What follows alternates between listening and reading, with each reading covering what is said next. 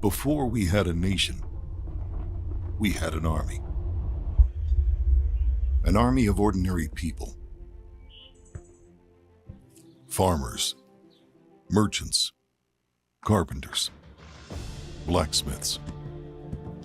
Ordinary people with extraordinary courage, joined by the bonds of patriotism, who believed in something greater than themselves and were willing to fight to protect it. And when the dream of a nation became reality, the U.S. Army was there to uphold the freedoms they defended as warriors, as professionals, ensuring our democracy of the people, by the people, for the people, would endure. For 250 years, the men and women of the U.S. Army have bravely defended this nation, from Yorktown to Gettysburg, from the trenches to the beaches, from Vietnam's jungles to Fallujah's dust and fire, never leaving a comrade behind. They fought against tyranny, fought against chaos, against anyone who threatens our way of life. But the Army's done more than fight. They've helped connect our coasts, laying railroads, paving highways, bridging rivers, raised cities from dust, rebuilt after disasters, and lifted communities in their darkest hours. 250 years of selfless service, defending, building, leading. And with the help of the Association of the U.S. Army, they're just getting started. For 75 years, AUSA has been the army behind the Army, the voice for the Army, and support for the soldier, building stronger communities across the nation and in our neighborhoods. Through AUSA's mission to educate, inform, and connect, AUSA knows people are not in the Army, they are the Army. Ensuring that every soldier, every veteran, every member of every Army family has a champion. You don't have to wear a uniform to make a difference in the Army community. You just have to care. Care about honor. Care about service. Because we owe them more than just gratitude. The next 250 years start now. Stand with us in standing for them. Stronger soldiers, stronger America. Let's fight, let's build together. We support soldiers, past, present, and future.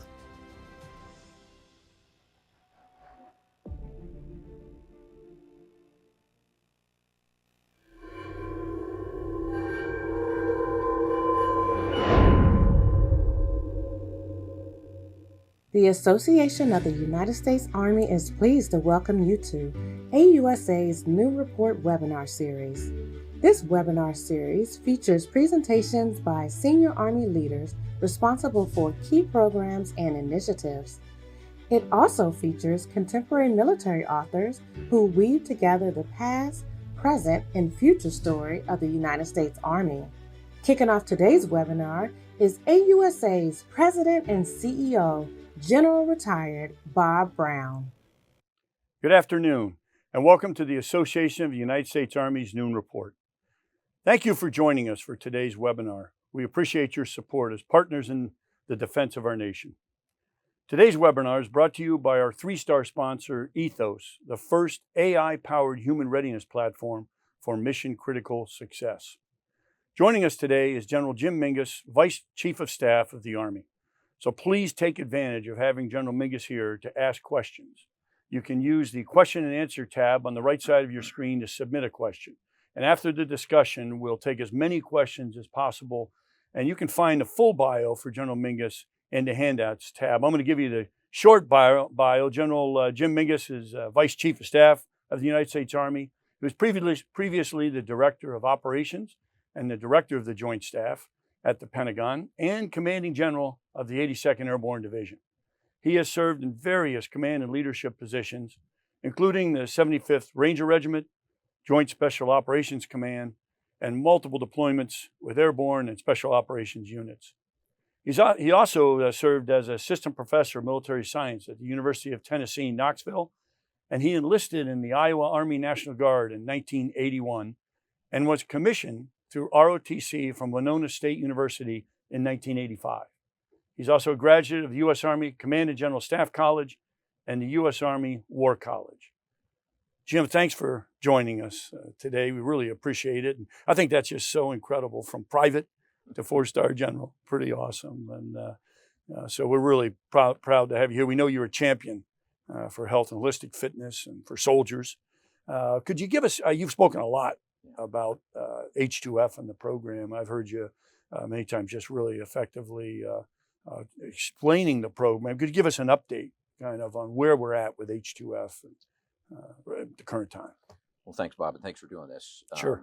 A lot of important things going on in the Army, a lot of modernization priorities, a lot of things the Chief's trying to do from a transformation standpoint, bringing things that are going to make a difference into the next fight. But as you kind of break out the, who you fight, where you fight, what do you fight with, and how you fight, the changing character of war, those last two things are the ones that we own. And we are trying to rapidly pull those together. But at the center of that is the human, the human component of this. The last time we talked, we were at about 50 brigades across the Army that had the holistic health and fitness, or H2F, teams embedded. Today we're at 71. By the end of next year, we'll be at 91. And by the end of 27, we'll be at 111. Wow. We'll talk a little bit more about it By later. the end of 27, 111. That's 111. impressive. And within about a year after that, I think we'll have the whole Army. Wow. We're doing a prototype this next year in the Guard and Reserve, four locations, 4 teams each, because it is going to be vastly different how we solve this problem for Compo 2 and Compo 3 or the Guard and Reserve. You can have great control and great oversight and leadership inside those organizations a couple days a month, but what do you do the other 29 days out of the month? And so John Stubbs and Bob Harder, both amazing leaders, doing a great job. They're going to help us understand that and get it on track for Guard and Reserve this next year. Yeah, that's excellent. Well, what would you say? There are folks out there. I mean, I'm a huge proponent my whole career. I saw the need for this. But what would you say to those skeptics that say, oh, this is, we need more time at the range, your health and holistic fitness, it's not for the warrior. What would you've done unbelievable deployments, you're a heck of a warrior. What would you say to those folks? Why do we need H2F so much? Well, as you kind of pointed out, you and I have been around a long time. Yeah. I think at this point, I've served across 5 different decades. Wow. So came in during the Reagan buildup. Yeah. Holistic health and fitness is not new. It's new to the Army.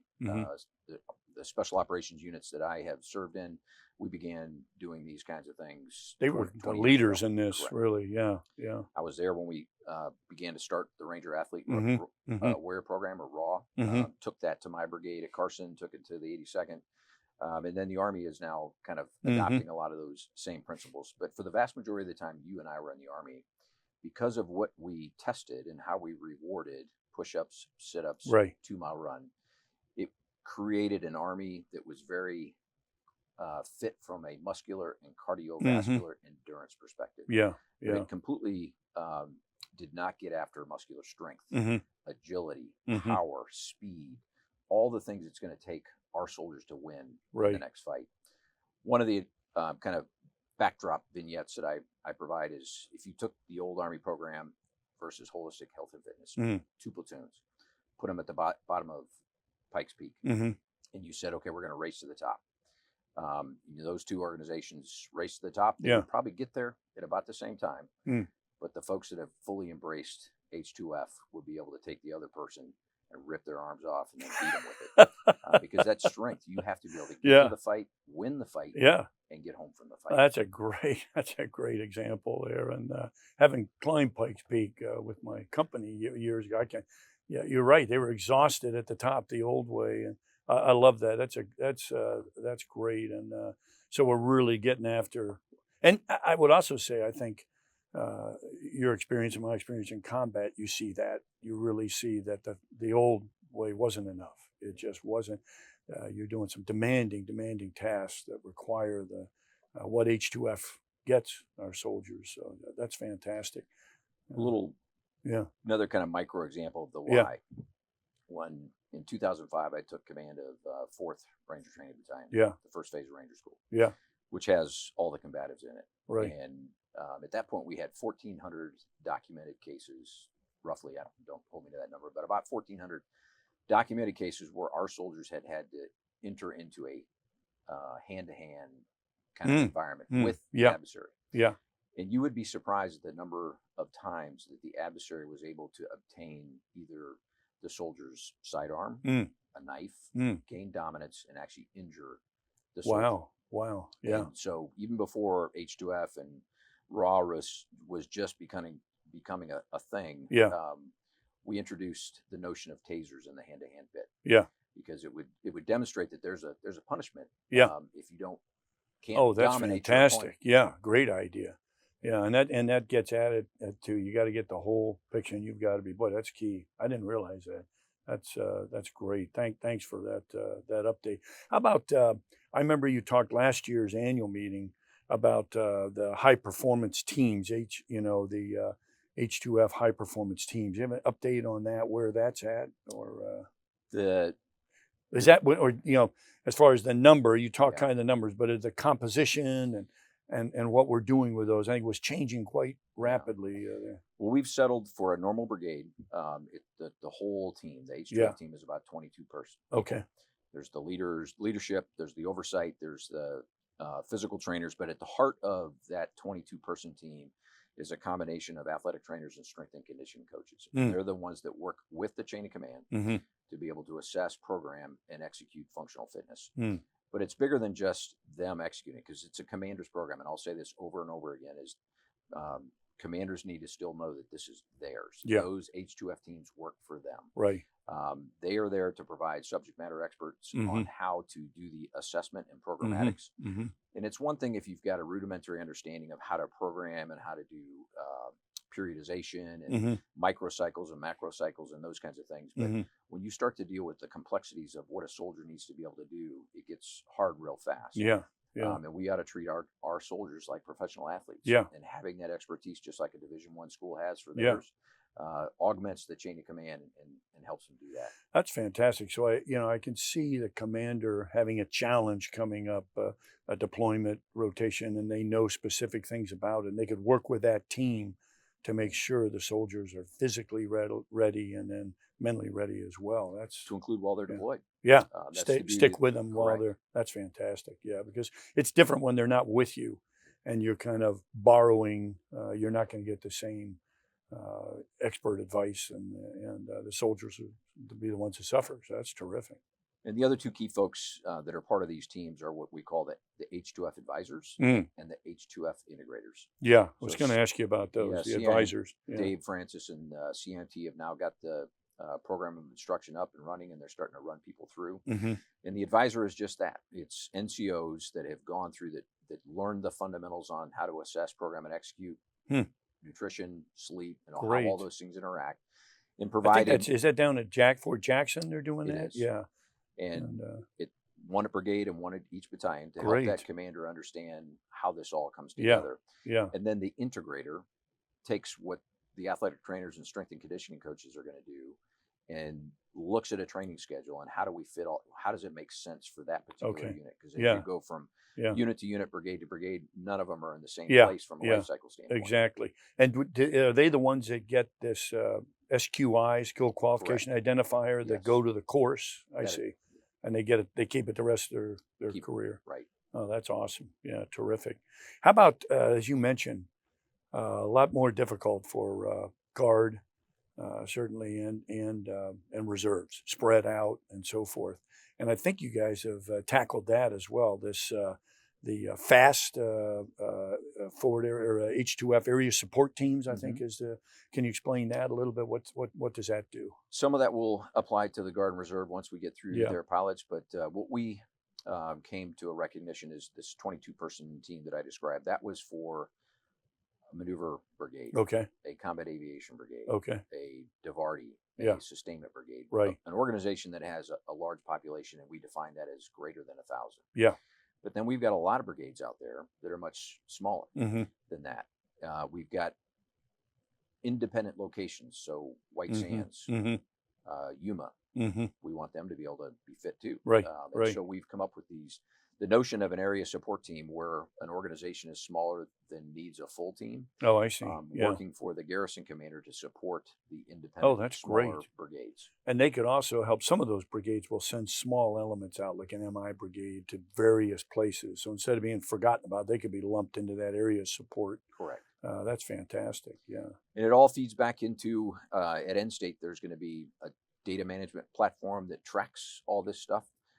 There is a application that has been developed by Dave Francis and his team that helps augmented commander track the progress of a unit, where they're at, and not just the twice a year AFT they got to take. It's how they're training, how they're eating, how they're sleeping every single day. We're stepping into the 21st century. Yeah, We have go figure. commander's feedback. How about that? Leveraging those. That's fantastic.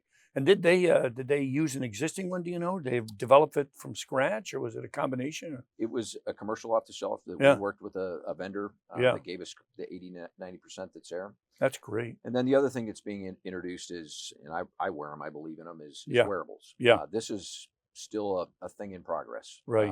How do you avoid where they track you Correct. and you're safe? And how but at the deep same does it time, need to go, and how do you use the data? Yeah. And I Yeah. initially, when we first introduced wearables to help our coaches and our leaders that are out there, we thought it was just going to be used to execute functional fitness better. Yeah.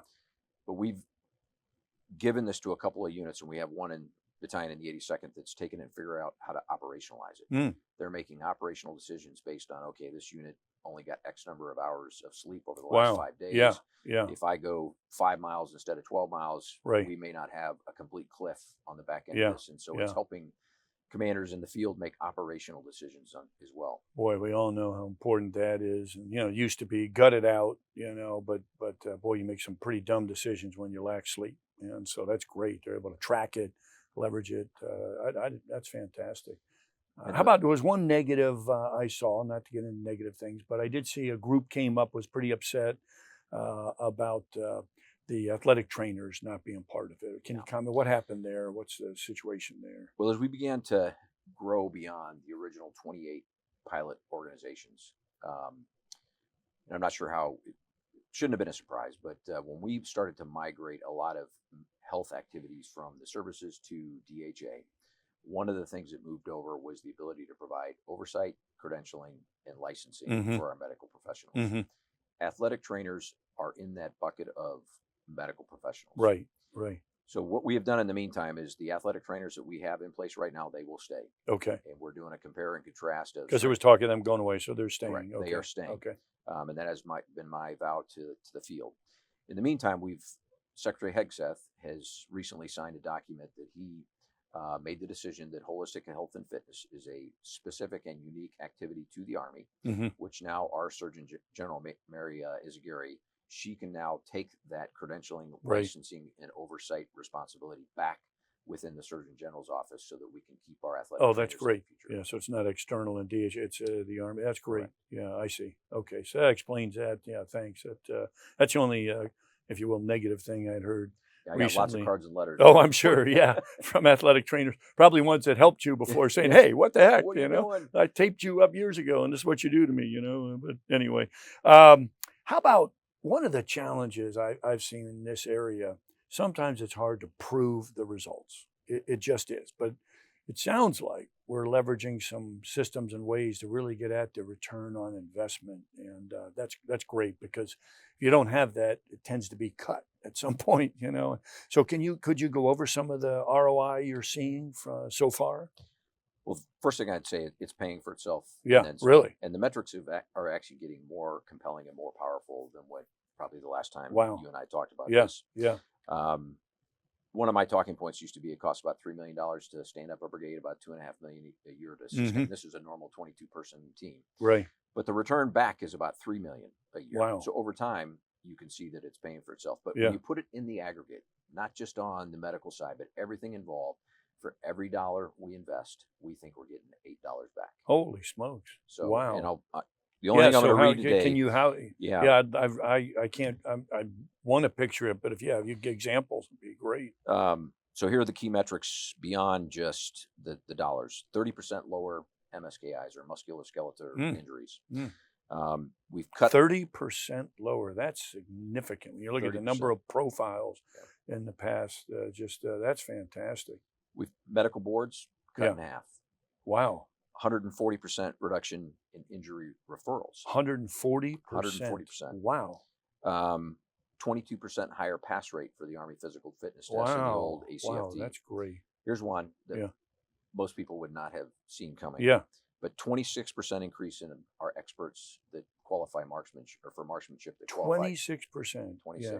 Wow, that's fantastic. 22% decrease in behavioral health issues. Wow, that's huge. And then here's a couple others. Yeah. We've cut substance abuse and acts of indiscipline in half. In a lot of these areas. Wow. Because when you feel better, you feel better about your unit. Yeah. You want to win. You start feeling like a champion. Right. You're going to make better decisions. Yeah, no doubt. Anybody knows, boy, if you can talk being motivated, but if you're not healthy, if you got an issue, it's hard. So those are amazing stats. That's from over a couple of years Couple worth. of years, 22 to 24. Wow. We're still gathering 25 data. Yeah. And more units that participate in this. Yeah. This information will get stronger from a data standpoint. Yeah, that is really fantastic to hear, and also fantastic that you have those statistics. So any naysayers out there, if that isn't proof, I don't know what is. That's fantastic. Great. How about when you look at a fitness management system? You touched on that a little bit, but when we're looking at health and holistic fitness, the management system for be deployed for the entire force. I think you touched on that a little, but maybe digging into that a little more. So those that don't have it out there, they're hearing these stats, are going to be like, hey, when does it come to me, and how are we going to get it? Well, it's started with, and we'll start with, and what we've collectively decided is we're going to have a single place, data management platform that manages not just this, but it's tied to MHS Genesis and our medical systems. So it's not just for trainers, it's for our medical professionals. Any challenges with HIPAA rules? That's what limited us in the past, the data associated with that and the credentialing and licensing as who gets to see it will be absolutely protected. So if it does have personal protected information, that will not be able to be seen by anything other than folks that actually so you worked through that challenge. That was always a big challenge. We wanted to do more, but it was always kind of your hands were tied and some of that. That's good. But the other tangential thing is, as you know, both Congress and there's a lot of interest inside the leadership blast over pressure. And so we are beginning to look at devices that we can put on our soldiers that monitor that. That will also be part of this because that affects overall health. That's great. I was impressed. I saw FM 722. I was very impressed that they really, really put a lot of thought into that because that was another critique in the past is we didn't have the doctrine. We didn't have the manuals. Everybody was kind of growing their own thing. I remember when CrossFit became big and you go down to units and, oh my God, you do 150 pull-ups with them the wrong way, be sore for months, But I thought 722 did a great job. But I have also heard some folks say it's too complex, too complicated. Are they going to update? What's going on with 722? Yeah, we've gotten the feedback from the field, and we're hearing it loud and clear that we need to kind of go back, and the team is reviewing that. Putting it in terms that everybody can understand. Going back to the H2F teams. So in addition to just providing that subject matter expertise to the leadership on how to assess, program, and execute, we want them also to train our NCOs on the execute part. It is not hard. There's personal trainers, athletic trainers, strength and conditioning coaches. And you would be surprised to get somebody equivalent to a personal trainer, which is what we think our NCOs should have the ability to do. We are going to get that throughout the formations that are out there. But the tracking of all this information is going to be centralized. And then the doctrine that goes with it to describe it has to be part of it. And it won't be just a manual anymore. Videos that describe how to. There's enough commercial stuff that's out there that we can capitalize on it to make it much more intuitive. We used to call that living doctrine. It can come to life with a video, and that's how, quite honestly, young folks learn, and they'll get it on access on their phone, where they're at most of the time. So that's great. So they'll actually simplify it by having the ability to connect video and see it and improve it. That's terrific. Because in execution, the technique. Yeah. I mean, that is. Yeah. So important. You do the technique wrong, you can get an injury that could last a while. No doubt about it. We have some folks sending in. There's some, and I think you already answered this, but since it came in, I'm going to ask him. With a shrinking Department of the Army budget, how is the Army justifying the rapid expansion and hiring of H2F subject matter experts? And how has the civilian hiring freeze impacted this? It's a good question. But you answered a lot of that, but not all, maybe. Well, like I said in the beginning, it's paying for itself. Yeah. And of all our modernization things that we're doing, the human is for the Army because we man the soldier, or we equip the soldier versus the manning a platform. And so the human dimension of this is going to be important. Yeah. It is important. And as I described earlier, we think it's going to pay for itself and is paying for itself. Yeah. On the hiring freeze, this is one of the categories that has been fully exempted by the department. Oh, good. And so we will be able to continue to hire our athletic trainers and strength. Thank goodness, because that could put a squelch on progress for sure. Brian K. asked, has a great question. You consider the 5,500 plus officers commissioning yearly out of ROTC. How is the Army driving their education training so they're prepared to lead in the H2F space on day one? Good question, Brian. Yeah. What do you think? Well, at End State, this isn't just going to live in the operational Army. Right. It'll live in the institutional Army. When our soldiers go through basic training, I was just down at Fort Benning and one of the first units that we gave H2F to were our 2 one-station unit training, or AUSA brigades down at Fort Benning. So they're implementing the essence of H2F the minute a private comes into the Army. We want to also put that in all our professional military education. So the people that are teaching it and going through that, they're getting educated on the essence of H2F. So as it grows, you'll see it more clearly in ROTC. Those great ROTC instructors there, they'll have the doctrine, they'll understand it, and they'll be incorporating it, I'm sure. And I know they will at West Point OCS as well. So, that's great. Super. But for ROTC writ large, and this won't happen at every school, but you mentioned I was an APS at University of Tennessee. And when I go around and talk to folks, I encourage them to do this. Right. We've got hundreds of programs around the country. And not all of them this will work at. But when I was there, one of the first questions I asked when I showed up is, where's the gym? Yeah. And they took me down in the basement and they showed me a little closet that had a couple of dumbbells in it and basically nothing. So after about a week or two, I walked over to the athletic department and I went in and I met Coach Stuckey, who was the head strength and conditioning coach for the University of Tennessee, one of the legends. He's now, God bless him, he's now passed from us. And I said, Coach Stuckey, we've got 12 cadre here in the ROTC department at the University of Tennessee. We're probably the only cadre that are actually held to a physical standard. Wow. Would you be open to us having access to the facility? Yeah. The strength and conditioning coaches, the PTs, the OTs. And he looked at me and goes, you had me at hello. And so he completely embraced us as an. You were ahead of your time. You started this whole thing. That's awesome. Well, and he's one of the few people that got me really fired up about the essence of this thing. And that's so cool. we became part of that program. Yeah. And not just the strength and but if you ding yourself up, okay, go see the OT or the PT. That's great. Get on the table. Let's help you get back in the fight. Yeah. And like I said, there are schools out there that are willing to do this. Yeah, absolutely. Well, that's great to hear, and what great initiative by you. And that's why our ROTC instructors, I've been so impressed around the country when I go visit what they're doing. But that's awesome. Joseph A. is a good question. Who is really in charge of this program? Why is it so difficult to field new tech such as virtual reality AI to make resilience training more effective and efficient? What do you think? Commanders are in charge. You said that earlier, Joseph. So I think you said right. Commanders are in charge, which is key. I would, no doubt. But what about the, fielding new tech? I mean, I don't know. Any thoughts on that? Why is it so difficult?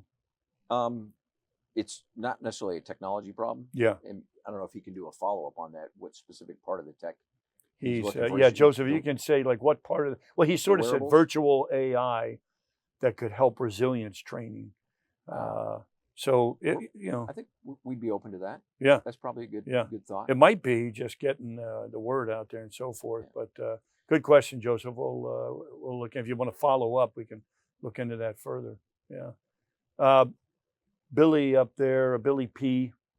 Technology constantly matures in order to keep the H2F program and its components in line with modern technology Is there a program management team identified to ensure this happens? Who is a POC for industry to introduce novel technologies to? Which kind of gets back to the last question. 3-part question there. Yeah, so Dave Francis at TRADOC, soon to be T2 Command, Yeah. Transformation Training Command, Okay. and the CIMT component, that's where H2F, as Okay. from an Army programmatics perspective, that's where it lives. They are the force mod proponent for this. Yeah. And they're constantly looking at. That's the commander of initial military training? Correct. Yeah, got it. Okay. So did a session the other day on wearables. Where are we going with that? Yeah. How's it going to help us? Yeah. So over the course of the next year, we're going to. So they're adding technology Correct. as they can. And what we want to understand is we know that you will be better with wearables from a programmatic and Yeah. execute standpoint. right. But how much better? Yeah. Yeah. And so that's what we want to learn over the course of the next year. But that's Yeah. Is it worth it? You know, is it worth it to the point you buy everybody the wearable, or is that not worth the investment and, you know, measuring that? That's good. And then that's a channel for new technology too, really, as they was mentioned earlier. Dirk L. Will the NCOs trained for the SQI be assigned only at the brigade level? How will reserve components access the knowledge when the units are so spread out? And will there be funding for TDY so training teams can go to the down trace units? So really 3 questions there. We can go back to them. I threw all that after you. But. The answer to the last question is yes, for the Guard and Reserve. Okay. There will be teams go out to down trace units. Yeah, That's great. and the NCOs, 1 at brigade and 1 at each battalion. Okay, that have the SQI. They may go away, I'm sure, for other jobs at some point.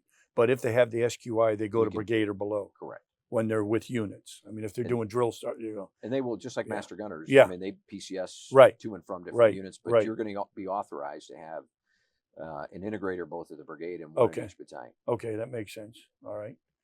Let's see some other. Steve B. How important is the daily recovery of the warrior athlete from a physical and mental sleep perspective to help reduce MSKIs and keep mental clarity, which is critical to lethality? Steve B. So that's a good question. Yeah. Yeah. We talked a little bit about that. Yeah, and that gets into the periodization and why that is so important and why it's so hard for the Army. Yeah. So I go around and talk to folks. I was a middle distance runner in college. Yeah. And my entire year, it was called inverse periodization, where you start off with a lot of volume and not a lot of intensity. But as the year progresses, you're getting ready for one event at the end of May, whether it be the Nationals or a conference event, to be able to perform at your peak height on that one day for that one event. Inverse periodization. And it starts off with a lot of volume, a little bit of intensity, but that volume comes down, intensity goes up over time. A NFL football player has parallel periodization, where they have an off season and they do the same thing with volume and intensity. But as they get into the season, they have to be able to sustain that for 17, 18 weeks. And if you make it to the Super Bowl, maybe a little bit longer. Yeah. For a soldier, we don't get an off season. Yeah. We got to be ready all the time. Good point. And so what the team is coming up with is, how do you execute compound periodization? Where you have constant cycles of up and down, and not just for 1 year, but for the life of a soldier. Boy, I wish somebody had worked that when I was younger. So, I think of the injuries I had. And that would help reduce the injuries for sure, if you're smart about that and looking at the cycles. And not everybody serves 20, 30 years. Right. But for those that do, they ought to be able to leave the Army at the end of 20, 30 years and be assured that they're going to have a decent quality of life. Yeah, exactly. If we train better. Exactly. And, and H2F definitely gets after that, no doubt. I look back, running in boots when I first came in, same with you as a private, holy smokes. How much did that contribute to knee replacement later on? Yeah, the old fatigue bottoms, boots, and a T-shirt. That was our PT uniform. Exactly. And you ran every day, no doubt. Kristen B. has a great question. Given the ongoing stigma surrounding mental health, could you elaborate on the specific impact you've observed from the cognitive performance specialists within H2F, the performance team? Well, other than the metrics I gave earlier, where we've seen mental health issues 22%, I think it was, come down significantly.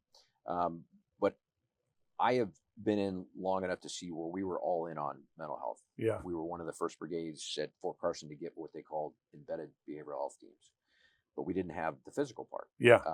Then for a while, we went kind of overboard on the physical, and we started to reduce the number of mental health specialists within the military. what we haven't figured out until recently is the head and the body are linked by this thing called the neck. A strong mind, strong mind. The two work together. Yeah. And so you can't separate them. And so physical and mental have to be worked together. And Great point. The point about the sleep. Yeah. Number one indicator, we've got University of Iowa doing a pilot for us on AFT standards, and I've spent a lot of time with that team up there. And as they look at their Division I athletes, they'll tell you that the number one indicator of future injury or other kind of issues is sleep.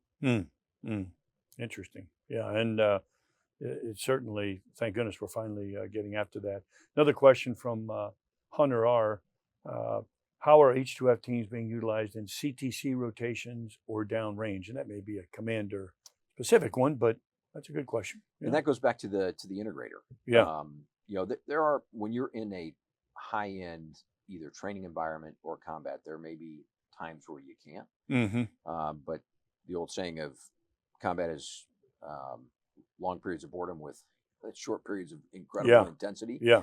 There is opportunities deployed where you can still execute the fundamentals of H2F. And these teams are designed with certain caveats to be able to go with you so you can continue these programs. Now at NTC rotation. And quite honestly, it used to come to a screeching halt. You just didn't even think of that when you were in the middle of combat or a CTC and the chaos. So that's great. You're sustaining it, keeping it going. It's going to pay off. Yeah. But in the middle of an NTC rotation, when you're going 20 hours a day, but for 10 days long, right? You're going to have to apply common sense there. Yeah, exactly. In terms of what you are able to do. Exactly. Yeah, but might be little things that can make a big difference. So that's huge. Let's see. Here's a Michael T. H2F teams are great, but it still seems like we have equipment and facility gaps. What is the plan to provide the appropriate equipment and dedicated facilities to support all domains of H2F and then sustain the equipment and facilities? Yeah. So the teams that we have put out there, where we have been able to convert existing facilities, we have done that, and we have built some new ones. But one of the things that Dave Francis, to get to the full 111 and then the full Army beyond that, they're doing literally the deep dive on every camp, post, and station in the Army. Where do we need to build new? Where can we use existing? Where we run out of existing facilities that we can convert? But the facilities and the equipment is a key piece of this. The culture, the subject matter experts, the equipment, and then people that are trained to be able to do this. Those are, if you had to boil it down, the equipment is a key piece of this. When we did this in the 82nd, it took me way too long, but call them gyms in a box, gives, whatever they are. Once we got those down to the company troop battery level, it was game over. It was because no matter these centralized facilities are great, and we're going to have them. They're going to be part of this. But even the biggest facilities, you can't put a whole brigade through there between 6:30 and 8 o'clock in the morning. Right. So you have to get it powered down to the company troop battery level with these company level GIBs or gyms in a box, and that is in the process. I've been impressed. I get to go around the Army, and with the smaller unit systems that are out there that we never had, again, as you described, and even the gyms, the conversion of gyms. We used to have a lot of wasted space.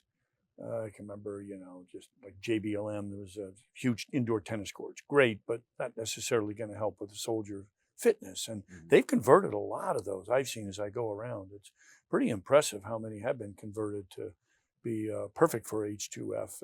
But I guess there are still challenges and still trying to get enough down to the smaller units, particularly when you look at Guard and Reserve. That's a whole nother challenge of how do you tackle it. But it's good to hear we're getting after it. Let's see. Kevin K. wants to know a little bit about that. He says, can you describe how H2F data and assessments are being translated into actionable lethality metrics across formations, and what evidence you use to validate those metrics down to the individual soldier? What types of data sources, cadence of measurement, and how our commanders are able to use the results for training and readiness decisions?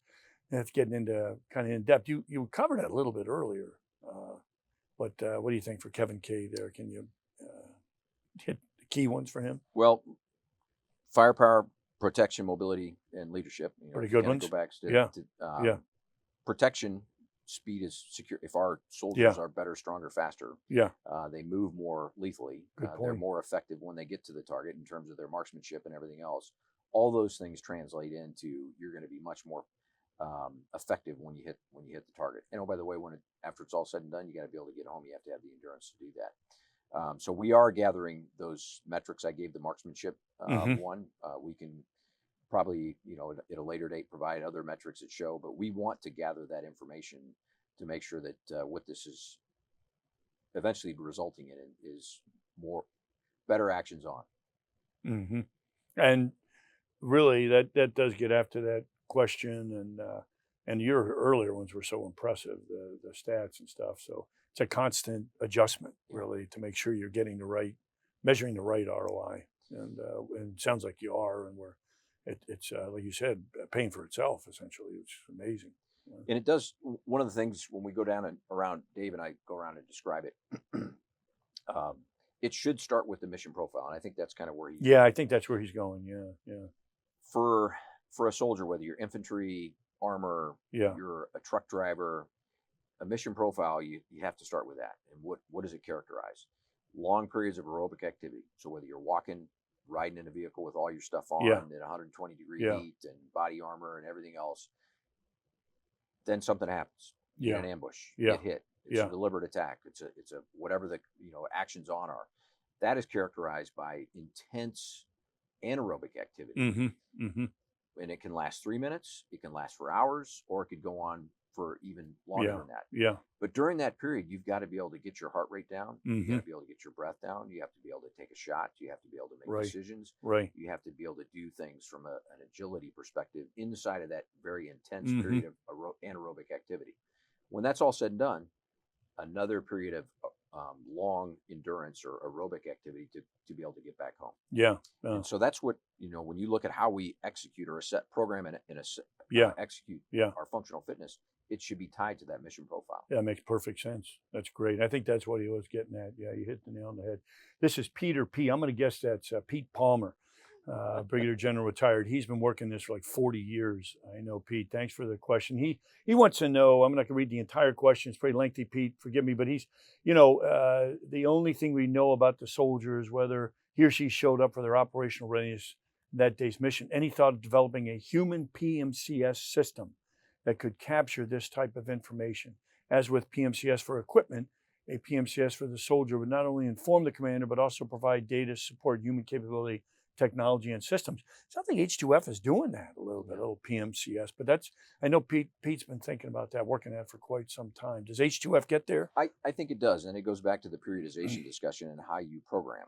Yeah. And a squad leader or a lieutenant or a captain, they may have a rudimentary understanding, but the detailed science behind what do you do today versus tomorrow versus the next day, over the course of a week, over the course of 30 days, how do you go from where you're at today for goals and objectives that you're trying to achieve to optimally, at the end of the day, we want to achieve our human peak performance, which is between 28 and 32. And then how do you sustain that until you're 40, 50, 60 years old? Yeah. There's a lot of science behind that.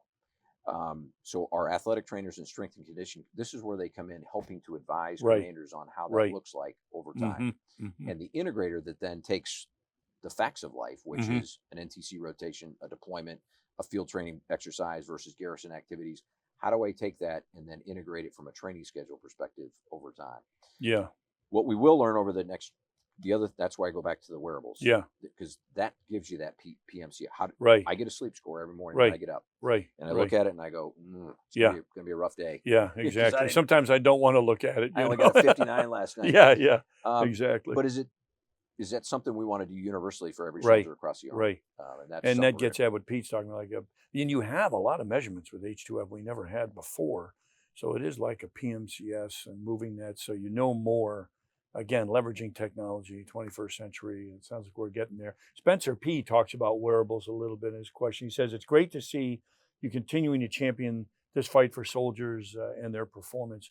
Can you please paint us your vision of what the end goal is with the integration of a digital H2F app, wearables, for the end user, soldier, and what does a day in the life look like for a soldier with and without an H2F team? Good question, Spencer. Yeah. Well, we've talked a lot about those that don't have, or those that have the H2F teams, and where that's going. I think more importantly, because it is going to take us a couple of years to get everybody in the entire Army outfitted. Mm-hmm. So as I go around and talk to both either PME or folks in the War College, what I encourage them to do is, just like we're saying, everybody's got to have a certain level of data literacy. Mm-hmm. Data is so Yeah. important. Data is the new ammunition, basically. It's new ammunition. You know, yeah. Well, how to do the things, the fundamentals and the principles of what we're talking about here. Right. I think every leader in the Army should have a cursory understanding of that. Yeah. So if they don't have an H2 program, I didn't have H2F when I was a brigade commander or division commander. Right. But I took what I learned from RAW and took that to those organizations. And it still made them better. Right. And so there's still a lot that can be done absent an H2F team. And I've encouraged our leaders out there to do that, to embrace it. That's great to hear. And they have more references and doctrine to help guide them, which is different. You never had that before. You were kind of trying to find, and then I would also add, the statistics you talked about.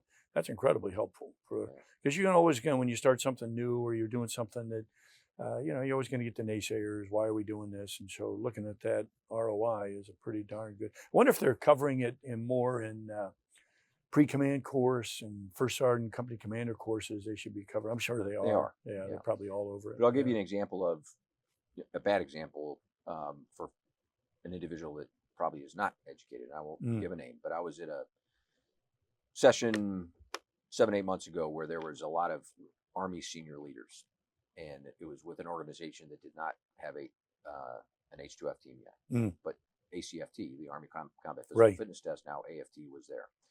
And somebody made the comment that, hey, we're training for the ACFT every day and we're getting more people hurt.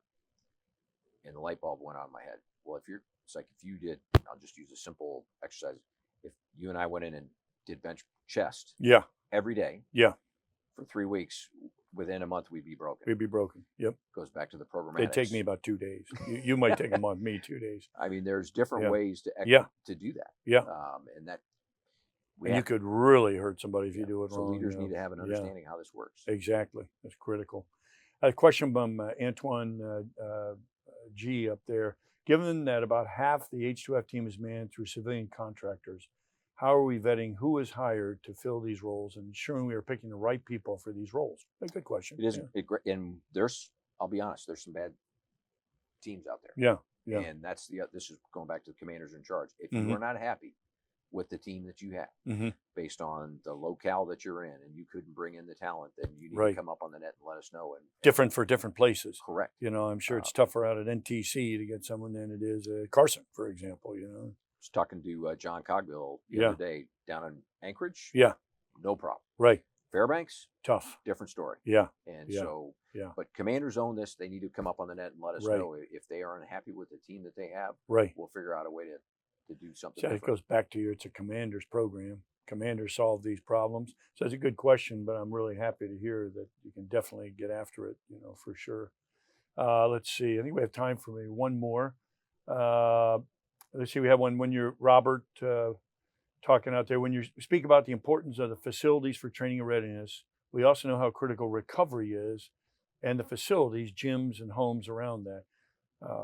Where you sleep, staying hydrated, minimizing sound, etc. What is the thinking about investing in those facilities to focus on readiness, performance, and recovery? Interesting question. Yeah. So we control, for the most part, what our dining facilities are. As you know, the chief's been on the warpath now for the last year on a revamp. So what you eat, how you sleep, how you train, your mental well-being, and your spiritual well-being, all these things come together. And there's some of that stuff that we can control, and big part of it is what you eat. And so you've seen big change in that. Campus style dining. We are now moving out with our first pilot at Bragg, 5 other locations soon to follow. And as soon as this proves out, we think we can move this relatively quick. Because going back to the programmatics and periodization, recovery, you're always in a constant period of growth and recovery. They go hand in hand. Now, when you get to your and I's age, I've added a third. Growth, recovery, and rehabilitation, because something always hurts. Always hurts. And it takes a heck of a lot longer when you're older. I'll tell you that much. But it's an important point, though, because in the old days, that rehabilitation completely negated because we didn't know what we were doing. Right. You would just put them on the sideline. Oh, go walk. For 30 minutes. Right. You're in rehab. Right. You're on there was profile. no real rehab. Yeah, exactly. Going back to University of Tennessee, that was one of the other things that most of those athletes, when they got hurt, they came back stronger Yeah. than before they were hurt. Good point. You can continue to train if you Yeah. know what you're doing Right. under the auspice of an expert Right. while you're going through that Right. rehabilitation. So it truly is a holistic, and so that, you know, that you're answering that question shows how it's such a holistic program, how important that is. Anything we didn't cover or that you want to, you know, something I missed on H2F, and you know, as we're closing here, give you a chance of. Just would it continue to encourage, going back to the people that have it versus don't have it. Yeah. Don't wait. Yeah. Embrace it now. Right. Educate yourself. Self-education. Continue to promote. It's got to be one of these things that's inculcated in our culture. Mm-hmm. The soldier is the most important weapon system we have. No question. And that's where we need it. If we invest there, Mm-hmm. all the other tech stuff that's going on, important. We want our soldiers to have the best equipment on the face of the planet. Yeah. But it starts with our troopers that are tough, physically, mentally. They've got the strength, the endurance, the agility to fight and win in combat. Oh yeah, you know, again, fantastic, and so true. You know that it's all about those soldiers, and we've tried for a long time, but it sounds like we have finally gotten to where we can really help with the latest and greatest in technology, education, a holistic program that's going to help them be ready and what they deserved all along. So good on you. Great job, Vice, for your championing of this. Really just fantastic. And thanks for joining us today. Thank you for having me. Really, truly appreciate it. Just great discussion. Yeah, before we depart, I want to inform our viewers of a few upcoming events. Of course, AUSA's annual meeting, 13 to 15 October in Washington, D.C. Look, you will not want to miss this. It's a new, innovative edition of this always productive annual meeting. Sign up. You won't want to miss it. I guarantee you'll be the best ever. We'll also host a series of noon reports on recent books in October, November, and December. You can see them listed on your screen, some really good ones. You can get more information on these programs and all our other programs. Go to our website at ausa.org. We'll give you all that info, and we hope you join us for some of these great events. Finally, we thank you all who support us with your membership. Membership matters. You help us support the Army. So thanks for your membership. And thank you again for attending today. Thanks again, General Mingus. Just tremendous discussion. Have a great Army Day.